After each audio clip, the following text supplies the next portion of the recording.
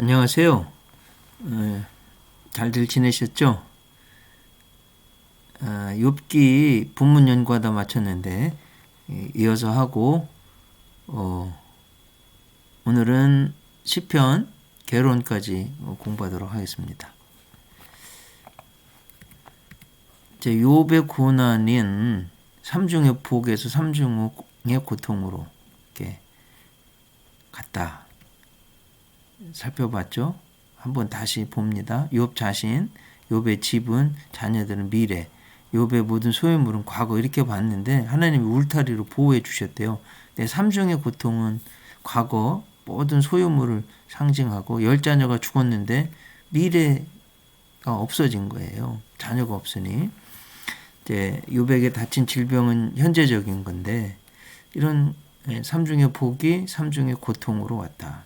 또 이 삼중 고통은 모든 것을 잃어버린 상실감, 병으로 인한 실질적인 통증, 공동체 생활의 종말인 사회적 죽음, 이런 삼중의 고통이 욥에게 있었다 하는 것입니다. 이제 욥기 3장을 볼 차례인데요. 피학적 태도다. 근데 고통은 풀기 어려운 수수께끼다. 욥의 이제 태도인데 잘못한 것도 없는 고난이 왔을 때 욥은 토설기도 또 자기의 심중의 고통을 드러내는 그런 믿음이 있었다. 3장 1절에 보면 자기 생일도 저주하고요. 내가 난 날이 멸망하였더라면 이런 그날이 캄캄하였더라면 이런 어떤 토설기도 드러내는 기도를 하고 있습니다. 3장 10절에 보면 내 눈으로 환난을 보게 하였음이로구나 이렇게 말하고 있습니다. 이제 엄청난 고통 속에서 욥은 자신의 속마음을 하나님께 그대로 다 토해내는 토설 기도를 통해서 평안과 안식에 이르게 되었다. 우리도 사실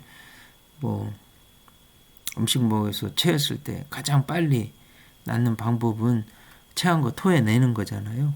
고통도 그런 것 같아요. 기도의 은총 같아요. 그래서 드러내면 은총이고 또 우리 삶의 기도의 또 다른 중요한 어떤 역할인 것 같습니다. 기도가 그래서 중요한 것 같아요.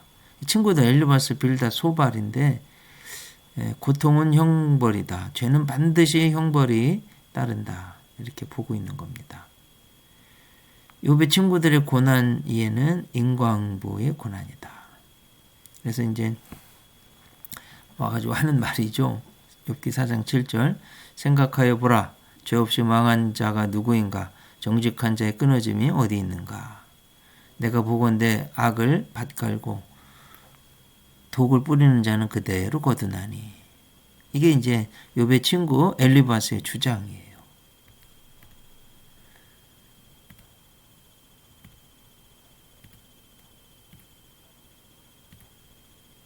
이복의 친구 안 됐지만 자네에게 한마디 하겠네. 내가 지금까지 살아온 경험에 따르면 이 세상에서 죄 없이 망한 사람은 한 사람도 없다네. 내가 말 안 하려고 했는데 분명 자네는 뭔가 잘못한 게 있을 걸세. 이렇게 말을 하는 거예요, 친구들이. 그래서 위로하러 온 사람이 오히려 아픔을 주고 있습니다. 마치 상처에 소금을 뿌리는 것 같은 아픔입니다. 이제 수아 사람 빌닷의 말인데요. 욥기 8장 3절 하나님이 어찌 정의를 굽게 하시겠으며 전능하신 이가 어찌 공의를 굽게 하겠는가. 이렇게 말해요.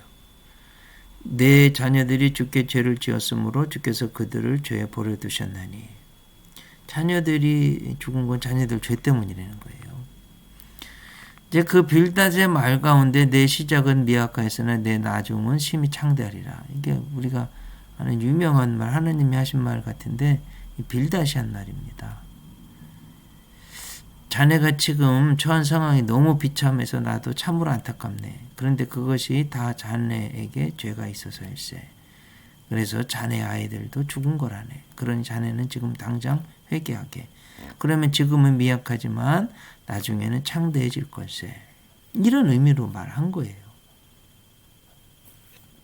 이해되셨죠? 이게 이제 성경의 본문의 진정한 의미고요. 이제 보다 광범위하게 해석을 하면 시작은 미약하지만 나중은 창대해지게 하시는 하나님 은혜가 있죠. 자, 이런 은광부의 논리 속에서 주어진 말이다 하고 보다 넓게 바로 성경을 이해해야 되겠다 하는 말씀입니다. 소발의 말입니다. 말이 많으니 어찌 대답이 없으랴. 말이 많은 사람이 어찌 의롭다함을 얻겠느냐. 내 자랑하는 말이 어떻게 사람으로 잠잠하게 하겠으며 네가 비웃으면 어찌 너를 부끄럽게 할 사람이 없겠느냐. 내 말에 의하면 내 돈은 정결하고 나는 주께서 보시기에 깨끗하다 하는구나. 하나님은 말씀을 내시며 너를 향하여 입을 여시고 지혜의 오묘함으로 내게 보이시기를 원하노니 이는 그의 지식이 광대하심이라. 하나님께서 너로 하여금 너의 죄를 잊게 하여 주셨음을 알라. 죄가 있다는 거예요. 이 소발의 이제 본뜻은 이겁니다. 지금 네가 받고 있는 벌이 내 죄보다 너무 가벼운 거야. 하나님께서 너를 완전히 끝장내실 수도 있었어. 이렇게 지금 말하는 거예요. 그런 욥이 얼마나 고통스러웠습니까? 욥의 세 친구들은 고난의 원인에 대해서 집중하며 위로한다고 하며 오히려 정죄하고 있습니다. 이제 여기서 엘리후, 엘리 라마 사박다니 할 때 엘리는 나의 하나님, 후 그분은 나의 하나님이란 뜻이죠. 고난의 목적에 집중합니다. 이제 시각이 좀 바뀐 거죠. 이게 중요해요. 하나님은 권고한 자를 그 권고에서 구원하시며 학대당할 즈음에 그의 귀를 여시나니. 그러나 이제 표준 세번역으로 하면 이게 조금 더 엘리후의 입장이 고난의 목적에 집중되어 있다 하는 거예요. 그러나 사람이 받는 고통은 하나님이 사람을 가르치시는 기회이기도 합니다. 사람이 고통을 받을 때에 하나님은 그 사람의 귀를 열어서 경고를 듣게 하십니다. 굉장히 중요한 말씀 같아요. 우리에게도 꼭 필요한 것 같아요. 고난 중에 이제 고난은 그래서 하나님 음성의 확성기다. 그렇게 말하는 분이 있죠. 엘리후는 고통은 정화하는 것.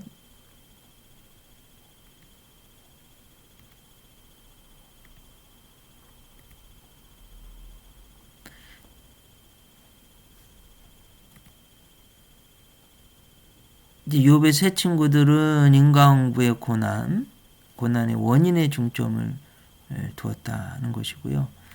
교육적 고난은 고난의 목적에 중점을 두어서 사람이 받는 고통은 하나님이 사람을 가르치기 위한 거다. 지금 말씀드리고 있죠. 엘리후. 하나님의 현현인데 하나님이 나타나시는 거예요. 욥기 38장 1절 그때 여호와께서 폭풍 가운데 욥에게 말씀하여 이르시되 욥의 친구들은 하나님을 엘 샤다이, 엘아 이렇게 불렀는데 여기서 욥에게 등장하신 하나님은 야훼로 부릅니다. 야훼. 욥기의 시문에서 처음으로 야훼가 등장하죠. 지금까지는 친구들이 욥에게 말했지만 이제 하나님께서 욥에게 직접 말씀하신다. 굉장히 중요한 변화입니다. 이제 38장부터 무지한 말로 생각을 어둡게 하는 자가 누구냐? 하나님이시죠. 너는 대장부처럼 허리를 묶고 내가 내게 묻는 것을 대답할지니라. 하나님 지금 요거 말씀하시는 거예요. 누가 그것의 도량법을 정하였는지 누가 그 줄을 그것의 위에 띄었는지 네가 아느냐? 알 수 없죠. 욥은. 누가 사람 없는 땅에 사람 없는 광야에 비를 내리며 하나님이 하셨다는 거예요. 지금까지는 욥이 자기 중심적인 인간 중심적인 관점으로 자신의 문제를 보았어요. 이제 하나님은 인간만이 아니라 창조하신 모든 피조물을 관리하시는 하나님이시다. 지금 말씀하고 계세요. 그래서 인간이 살지도 않는 땅에 비를 내리시는 하나님이시다. 자, 욥기 38장 1절부터 42장 6절까지의 내용은 하나님은 인간과 무관한 것까지도 관찰하고 돌보시는 우주적 하나님이심을 말씀하고 계십니다. 그래서 보세요. 38장 39절. 네가 사자를 위하여 모기를 사냥하겠느냐? 젊은 사자의 식욕을 채우겠느냐? 하시며 5쌍의 동물을 언급합니다. 인간이 돌보지 않아도 산다는 거예요. 사자, 까마귀, 산염소, 암사수, 들나귀, 타조와 전쟁말, 그리고 매와 독수리. 네. 인간과 동떨어진 동물까지도 하나님이 일일이 먹이고 살피신다는 말씀입니다. 이제 소같이 풀을 먹는 베헤못을 볼지어다. 내가 너를 지은 것 같이 그것도 지었느니라. 베헤못은요, 육지 짐승 중 가장 무서운 괴물. 하나님 만드셨고 돌보신다는 거예요. 네가 낚시로 리워야단을 끌어낼 수 있겠느냐? 노끈으로 그 혀를 맬 수 있겠느냐? 리워야단은 바다 괴물을 말합니다. 인간이 할 수 없는 거예요. 근데 하나님이 하신다는 거예요. 육지와 바다 괴물을 창조하시고 다스리시는 전능하신 하나님이시다. 좋으신 하나님이시다.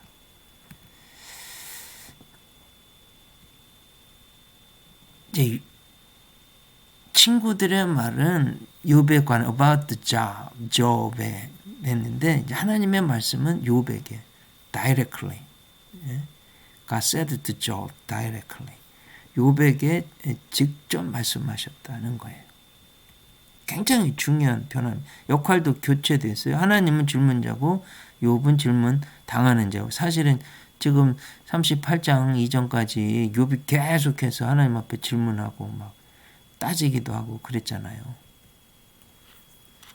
하나님은 인간뿐만 아니라 무관해 보이는 짐승들 그리고 인간들과 적대적인 혼돈 세력의 대표자 육지 괴물, 베못, 바다 괴물, 리워야단 다 조정하신다는 말씀이에요.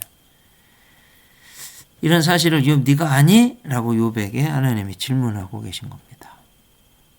그래서 이제 욥의 답변이 나오는데 중요한 건 인간 중심에서 우주 중심으로 창조주 중심으로 관점이 바뀌는 거예요. 욥이 대답하여 이르되 보소서 나는 비쳐나오니 무엇이라 주께 대답하리까?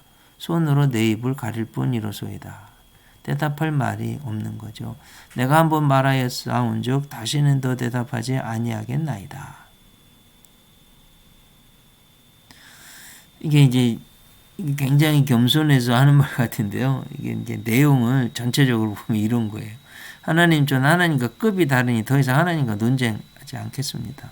뭐 모르는 걸 왜 물어보십니까? 뭐 이런 태도입니다.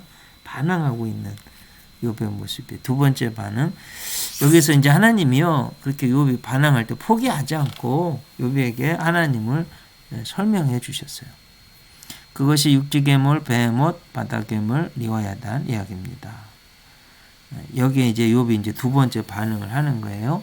욥이 여호와께 대답하여 이르되 주께서는 못하실 일이 없사오며 무슨 계획이든지 못 이루실 것이 없는 줄 아오니 무지한 말로 이치를 가리는 자가 누구니까? 나는 깨닫지도 못한 일을 말하였고 스스로 알 수도 없고 헤아리기도 어려운 일을 말하였나이다.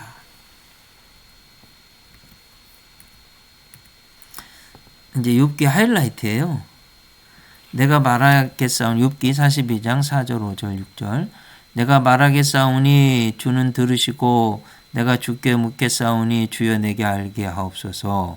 내가 주께 대하여 귀로 듣기만 하였사오나 이제는 눈으로 주를 배움나이다. 그러므로 내가 스스로 거두어 드리고 티끌과 제 가운데에서 회개하나이다. 듣기만 했는데 직접 눈으로 뵙고 만나고 이제 스스로 거두어 드리고 티끌과 제 가운데 회개하나이다. 여기 이제 꼭 이제 단어 공부도 성경 연구할 때 꼭 필요한데 거두어 드리다라는 42장 6절 회개합니다. 전에 거두어 드린다 이 소리는 히브리어로 마스인데요. 거부하다, 싫어하다, 취소하다 이런 단어입니다. 그러니까 지금까지 하나님께 짓거린 모든 말들 주님 취소합니다. 잘못했습니다. 여기 이제 회개하다가 히브리 말로 나함인데요.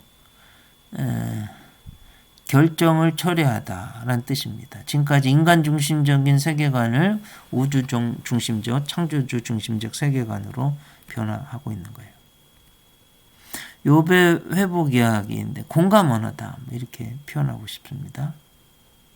여호와께서 욥에게 욥기 42장 7절 이 말씀을 하신 후에 여호와께서 대만 사람 엘르바스에게 이르시되 내가 너와 내 두 친구에게 노하나니 이는 너희가 나를 가리켜 말한 것이 내 종 욥의 말같이 옳지 못함이니라. 이제까지 그 와서 유로한다고 하면서 오히려 네 죄 때문이라고 공격한 세 친구의 말은 옳지 않다는 거 하나님이. 자, 욥의 세 친구의 실수는 이런 겁니다. 그들의 인과응보, 창대 이론은 잘못된 게 아니에요. 모든 것을 인과응보의 잣대로 판단하는 것이 잘못이라는 거예요. 좋은 것을 뿌리면 좋은 것 거두죠. 나쁜 것 뿌리면 나쁜 것 거두죠. 성실하게 믿음으로 열심히 살면 처음은 미약하지만 나중은 창대해 줍니다. 당연한 거예요.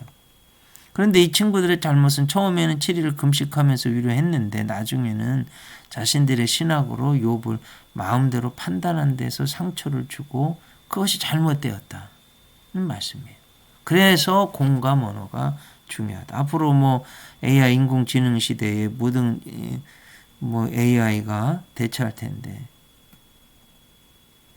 공감 능력을 가진 사람, 인간의 감정, 그 공감 이해해주고 하는 건 못한다는 거. 이게 너무 필요한 것 같아요. 욥의 회복 이야기, 고난 중에 탄원인데요. 욥이 고난 중에 나온 욥의 탄원은 정당하다는 것. 고난 당하는 자의 입장에서 이해한 신학이 옳다는 것. 이게 너무 욥기를 이해하고 해석하는데 꼭 필요하다는 겁니다. 고난 당하는 자의 탄원, 하나님 괴롭습니다. 힘듭니다. 도와주세요. 이런 거. 오히려 그 탄원은 합법적이고 정당한 신앙의 고백이라는 거. 하나님은 우리의 머리털조차도 세시기 때문에 어떤 것도 숨길 수 없다는 걸 드러내는 거예요. 시편 139편 7절로 10절 보면 내가 주의 영을 떠나 어디로 가며 주의 앞에서 어디로 피하리까? 내가 하늘에 올라갈지라도 거기 계시며 수월에 내 자리를 펼지라도 거기 계시니이다. 내가 새벽 날개를 치며 바다 끝에 가서 거주할지라도 거기서도 주의 손이 나를 인도하시며 주의 오른손이 나를 붙드시리이다. 하나님 앞에 피할 데가 없는 거죠. 욥기 38장 2절로 5절 무지한 말로 생각을 어둡게 하는 자가 누구냐? 너는 대장부처럼 허리를 묶고 내가 내게 묻는 것을 대답할지니라. 누가 그것의 도량법을 정하였는지 누가 그 줄을 그것 위에 띄웠는지 네가 아느냐? 알 수 없다는 거죠. 누가 사람 없는 땅에 사람 없는 광야에 비를 내리며 하나님이 하셨다는 거예요.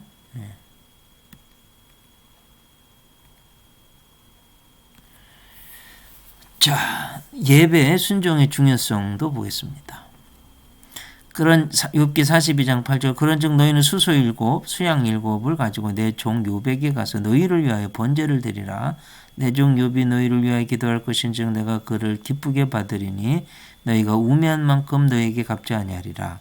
이는 너희가 나를 가리켜 말한 것이 내 종 욥의 말같이 옳지 못하며 욥의 세 친구를 하나님이 용서해 주시려고 하나님의 일을 하시는데 제일 중요한 건 너희를 위해 번제를 드리라. 하나님 앞에 예배 드리라는 거죠. 너무 중요한 거. 이에 대만 사람 엘르바스와 수아 사람 빌닷 나아마 사람 소발이 가서 여호와께서 자기들에게 명령하신 대로 행하니라. 여호와께서 욥을 기쁘게 받으셨더라. 이렇게 돼 있어요.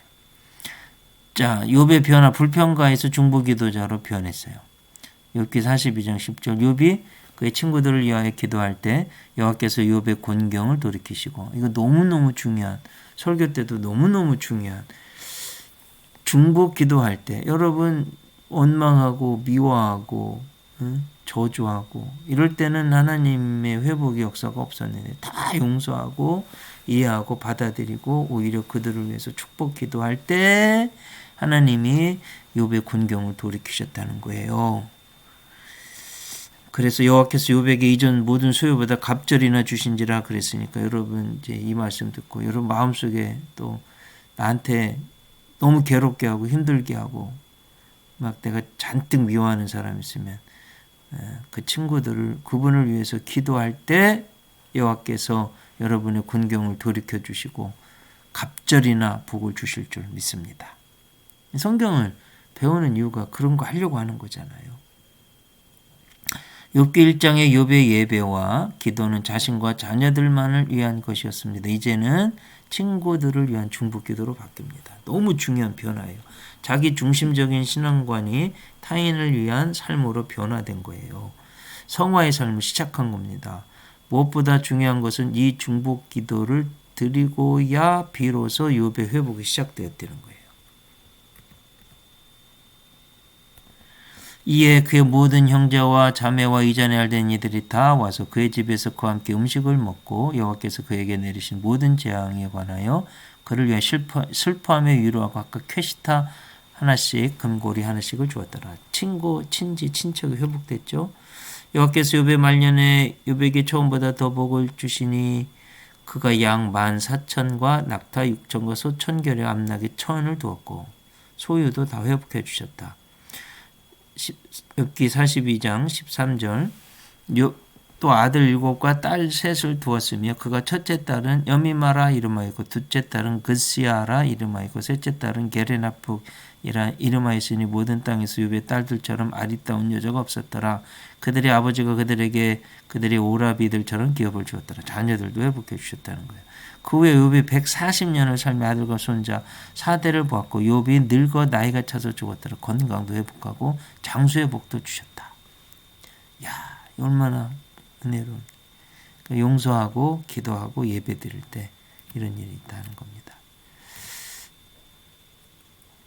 자, 욥기의 메시지 이제 뭐라고 할까? 신학일 수도 있겠죠. 우리가 이해할 수 없는 신비의 고난이 있으며 동시에 모든 고난에는 끝이 있다는 거예요. 구약 성경에 나타난 고난이 여러 가지 인간부의 고난, 욥의 친구들의 주장이죠. 신비한 고난, 욥이 당한 까닭없는 고난, 교육적 고난, 엘리야가 이해한 고난의 목적이 있다는 거죠. 하나님의 음성을 듣게 하는 공동체적 고난, 공동체가 당하는 고난, 예로 예레미야 고난, 단체 기약 같은 걸로 이해하시면 되겠어요. 대속적 고난, 예수님의 고난. 자, 욥기의 메시지 또 하나는 고난은 하나님을 향해 더 가까이 나가는 다리 역할을 해준다는 거예요. 그래서 결론적으로 욥기의 메시지는 고통은 이해할 수 없는 신비라는 거예요. 그 고통은 신비지만 선은 안 해요. 그렇지만 근본적으로 그 고난은 인간의 마음의 부패와 악에서 온 거예요. 그 파괴적인 그 고난을 통해서 하나님을 직접 만난다는 것이 욥기의 메시지예요.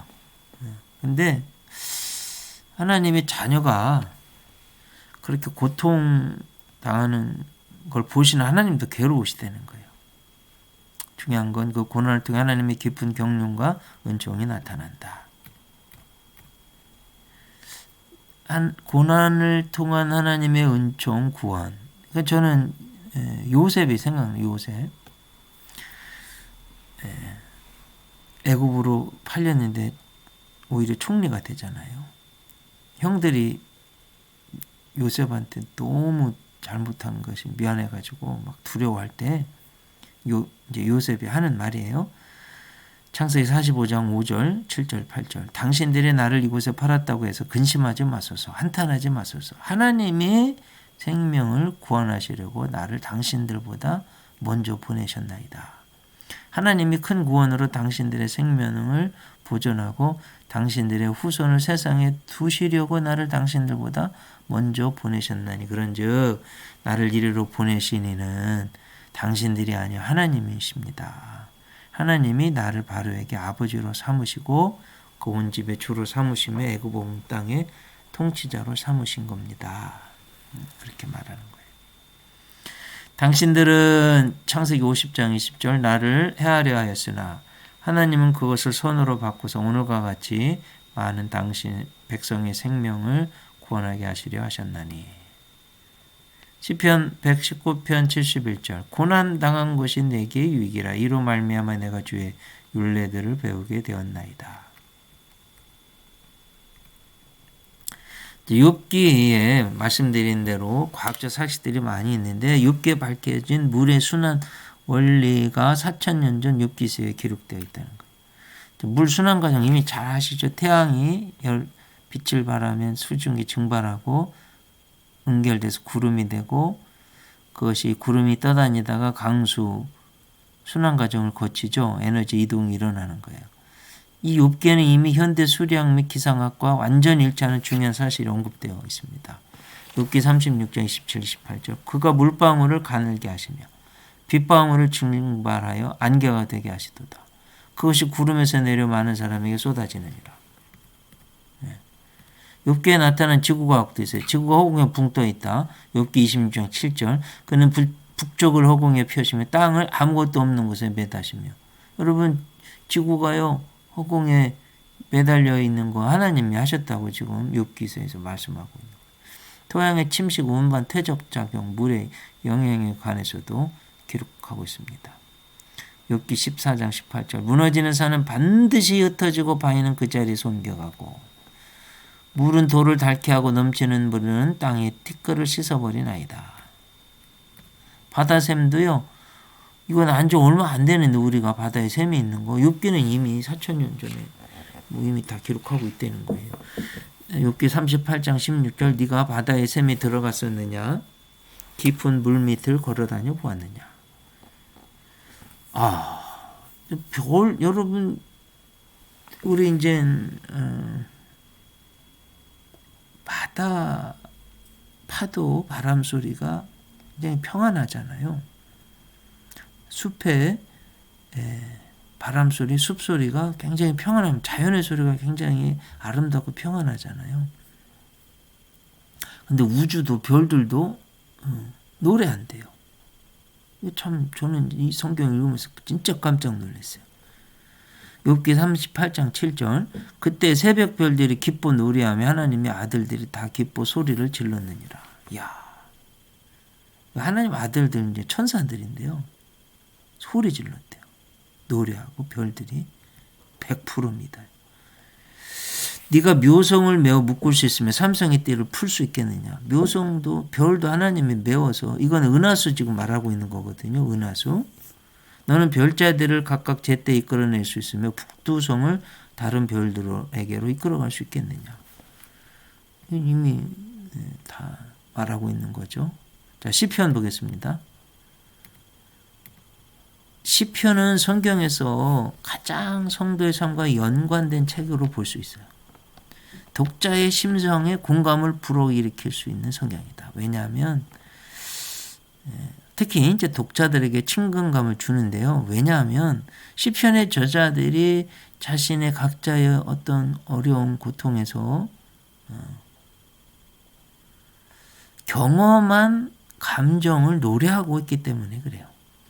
성경 전체를 진리의 성경, The Temple of the Truth라고 할 때 성경은 책은 성경의 각 방이 됩니다. 그 중에 시편은 음악의 방, The Music Room이라고 말할 수 있겠어요. Psalm is the room, the music room 이렇게 말할 수 있겠어요. 자, 이 시편의 음악의 방에는 인간의 모든 신앙 체험의 고백, 찬양, 하늘의 음악으로 가득 차 있다. 자, 이 음악의 방에서 성령님은 모든 인간성의 코드를 울리게 한다는 거예요. 시편 51편은 통곡의 노래로부터 시편 23편은 높은 기쁨의 소리까지 울려 퍼지게 성령님이 연주하신다는 거예요. 특히 시편은 초대교회 성도들에게 아주 많이 애용되었습니다. 구약 성경에서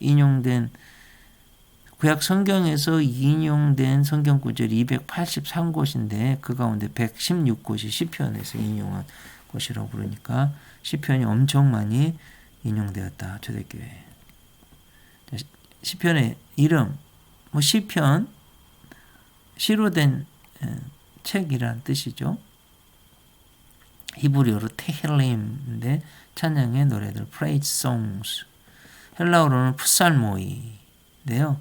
현악기와 함께 불려지는 노래들, songs to the accompaniment of stringed instrument 이런 뜻인데요.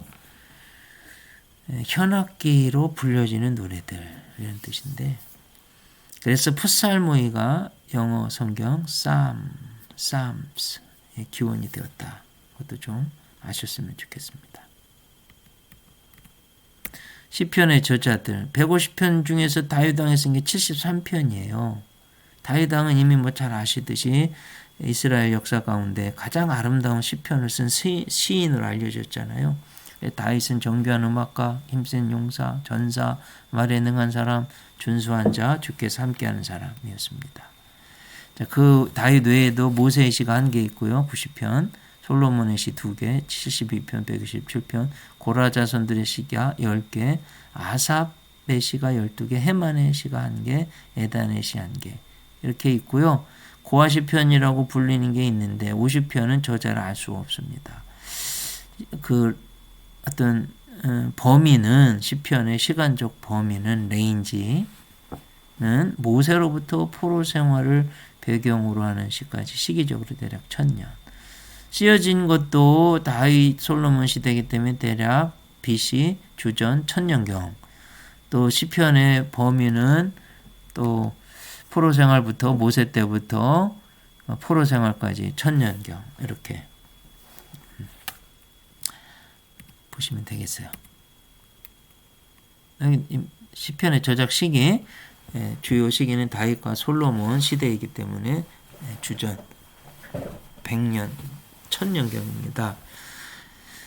또 시편은 모세 때부터 포로 생활까지 노래하고 있어 전체적으로는 1000년 동안에 걸친 이스라엘 삼애환이 담긴 노래다.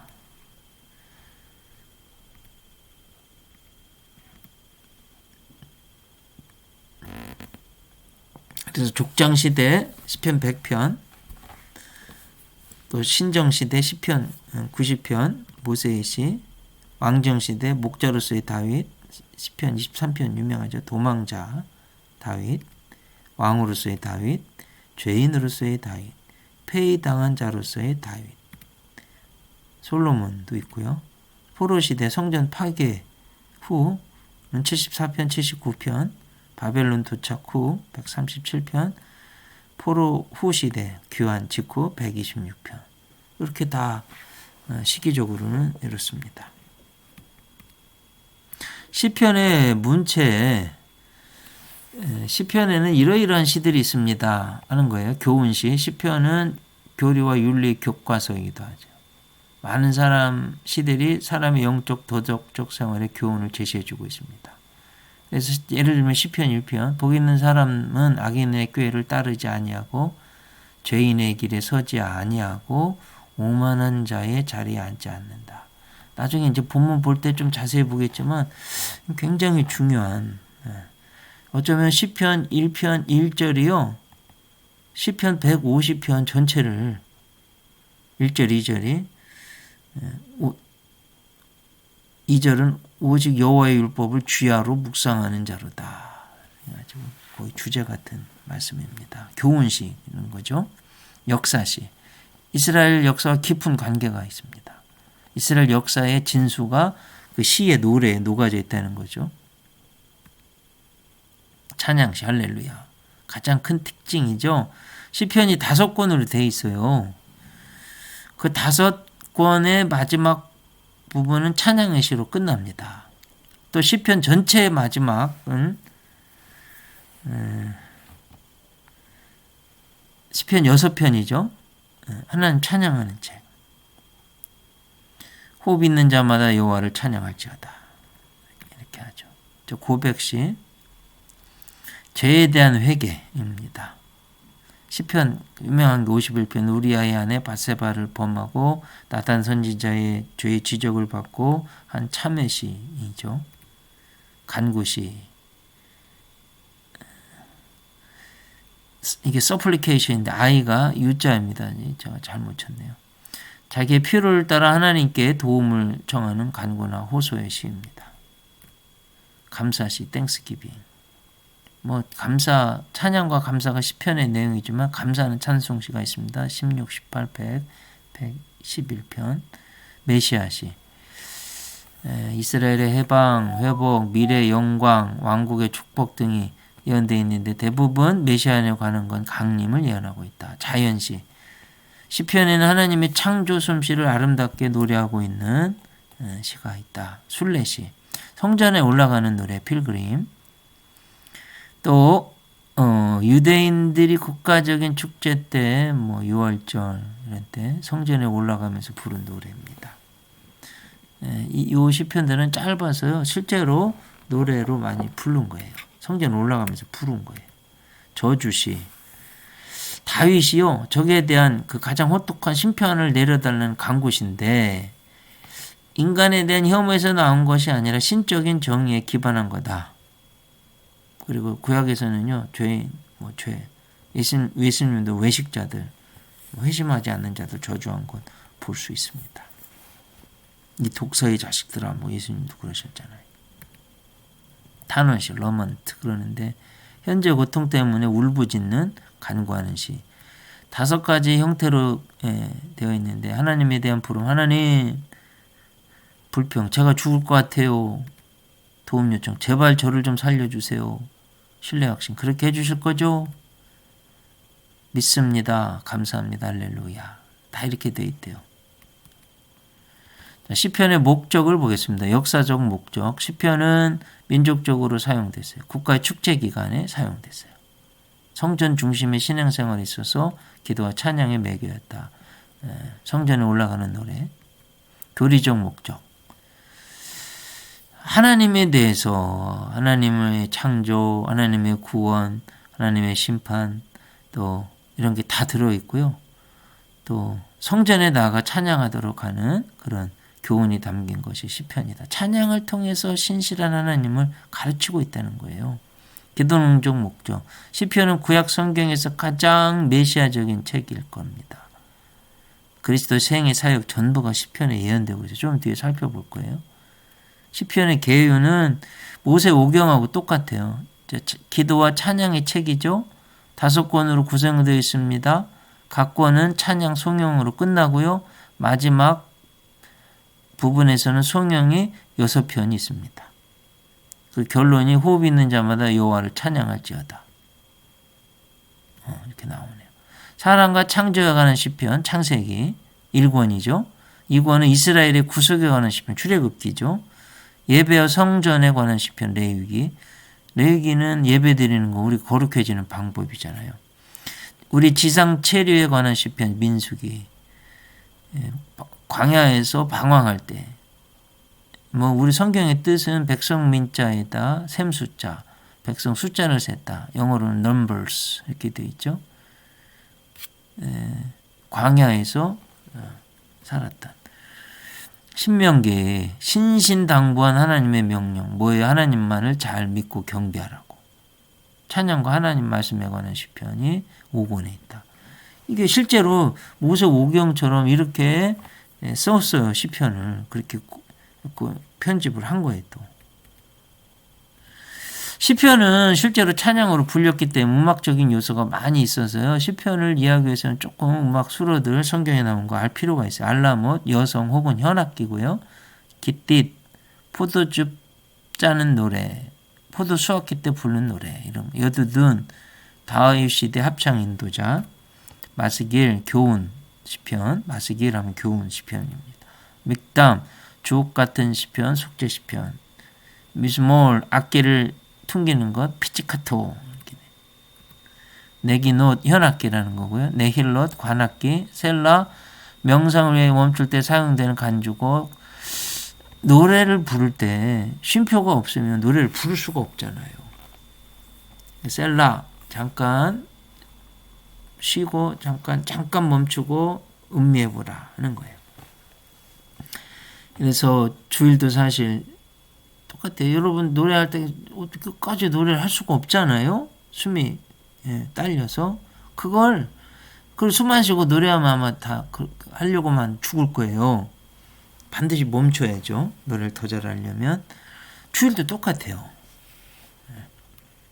반드시 멈춰 쉬고 해야지 됩니다. 스미닛 제8음 시가얏 비정규적 음악 시르 일반적으로 부르는 노래 테힐라 찬송 테힐림 찬양 영광 테필라 기도 소사님 백합하라는 것 네하라 관악 알다스에 멸망시키지 마소서 아엘렛 하샤샬 새벽의 사슴이란 뜻이고 마알라 성전에 올라가는 노래 미즈모르 히브리어로 시란 뜻. 이런 거 좀 아셔야지. 예수님이요 시편 엄청 인용하셨어요. 예수님은 어린 시절 시편 26편 8절 27편 4절을 이미 알고 계셨다. 여호와여 내가 주께서 계신 집과 주의 영광에 머무는 곳을 살아가오니 내가 여호와께 바라는 한 가지 일 그것을 구하려니 곧 내가 내 평생에 여호와의 집에 살면서 여호와의 아름다움을 바라보며 그의 성전에서 사모하는 그것이라. 누가복음 2장 49절에서 예수께서 이르시되 어찌하여 나를 찾으셨나이까 내가 내 아버지 집에 있어야 될 줄 알지 못하셨나이까. 성전을 사모하는 열심히 예수님을 삼켰다고 성경에 되어 있잖아요. 산상수훈에서 예수님은 시편 48편 2절 6편 8절을 인용하셨어요. 우리에게 교훈하실 때도 성전을 정화하실 때도 제사장들에게 답변하실 때도 예루살렘을 향하여 오실 때도 예루살렘아 예루살렘아 암탉이 병아리를 품는 것처럼 내가 너희를 품으려고 얼마나 했느냐. 그때도 시편을 인용하셨어요. 유대인들에게 대답하실 때도 최후 만착선상에서 말씀하실 때도 다 시편을 인용하셨다 하는 거예요. 이건 받고요. 부활하신 후에도 예수님이 전 시편에 대해 언급하시기를 그것은 메시아적 내용이다. 그래서 시편은 예수님 생애와 사역에 엄청난 영향을 미쳤다는 걸 알 수 있습니다. 시편에 예언된 그리스도의 생애가 예수님 탄생, 비화, 신성, 사역, 배척, 배반, 십자가 죽음 다 시편에 예언됐고 그대로 다 되었어요.